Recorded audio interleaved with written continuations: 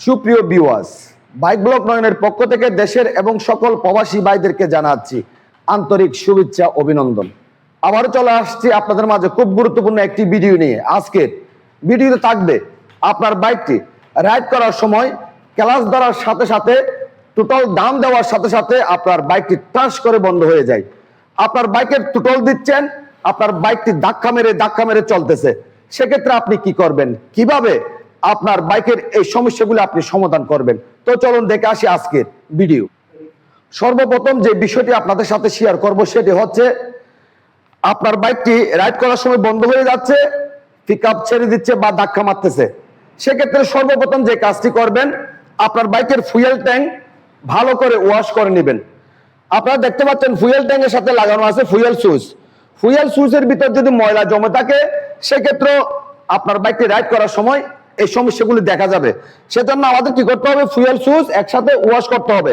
তারপর কি করতে হবে, বাইকের মধ্যে লাগানো আছে কার্বুরেটর, W40 দিয়ে ভালো মেকানিক দিয়ে অবশ্যই আমাদের কি করতে হবে, কার্বুরেটর ওয়াশ করতে হবে এবং এয়ার এবং ফুয়েল অ্যাডজাস্ট করতে হবে এবং ইঞ্জিন গরম অবস্থায় RPM 1400 প্লাস মাইনাস 100-তে সেট করতে হবে। এখন আমরা আসবো পিকআপ ছেড়ে দেওয়ার সমস্যা এবং বাইক বন্ধ হয়ে যাওয়ার সমস্যা সমাধান করার জন্য যে কাজটি আমাদের দেখতে হবে সেটি হচ্ছে, আপনার বাইকের মধ্যে লাগানো আছে স্পার্ক প্লাগ এবং এয়ার ফিল্টার ফোম। আপনার বাইকের স্পার্ক প্লাগ যদি দুর্বল হয়ে যায়, আপনার বাইকের এয়ার ফিল্টার ফোমটি যদি ময়লা হয়ে যায়, যদি নষ্ট হয়ে যায়, সেক্ষেত্রে পিকআপ ছেড়ে দিবে, ধাক্কা মারবে, বাইক বন্ধ হয়ে যাবে। সেজন্য আমাদের কি করতে হবে, স্পার্ক প্লাগ এবং এয়ার ফিল্টার যদি প্রয়োজন হয় আপনার বাইকের নিকটস্থ সার্ভিস সেন্টার থেকে আপনার বাইকের স্পার্ক প্লাগ এবং এয়ার ফিল্টার ফোমটি লাগিয়ে নেবেন। সেক্ষেত্রে আপনার বাইকটি রাইড করার সময় আর বারবার বন্ধ হবে না, ধাক্কা মারবে না, পিকআপ ছেড়ে দেবে না। এবং আপনার বাইকের নতুন স্পার্ক প্লাগ লাগানোর সময় অবশ্যই স্পার্ক প্লাগের গ্যাপ আপনার সঠিক নিয়মে অ্যাডজাস্ট করতে হবে। স্পার্ক প্লাগের গ্যাপ আপনার কত রাখতে হবে, 0.7 থেকে 0.8 mm এর ভিতর আপনার বাইকের স্পার্ক প্লাগের গ্যাপ রাখতে হবে। সেক্ষেত্রে আপনার বাইকের সমস্যার সমাধান হয়ে যাবে। এখন যে বিষয়টি আমি আপনাদের সাথে শেয়ার করব সেটি হচ্ছে, আপনার বাইকের মধ্যে লাগানো আছে ST কয়েল এবং CDI ইউনিট এবং পিকআপ কয়েল। এই তিনটা জিনিস আমাদের চেক করতে হবে।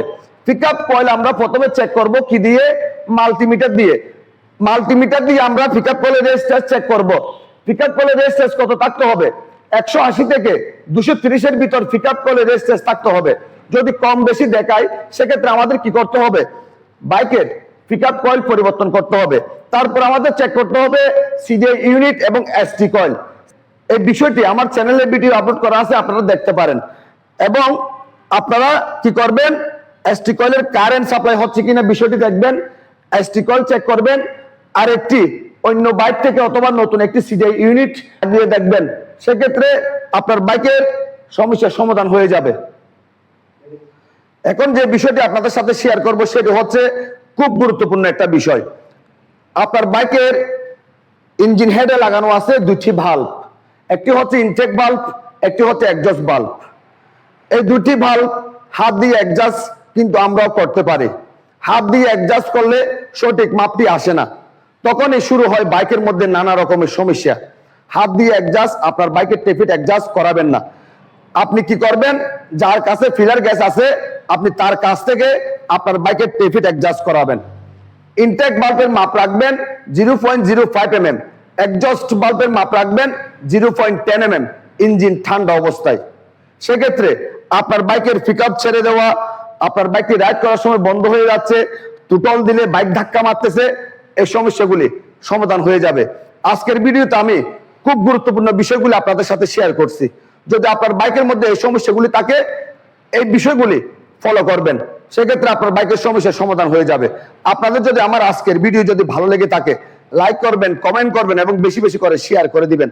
আর আমাদের এই ছোট্ট পরিবারটি সামনের দিকে এগিয়ে যাওয়ার জন্য সুযোগ করে দিবেন। সবাইকে অনেক অনেক ধন্যবাদ জানিয়ে আজকের মতো বিদায় নিলাম।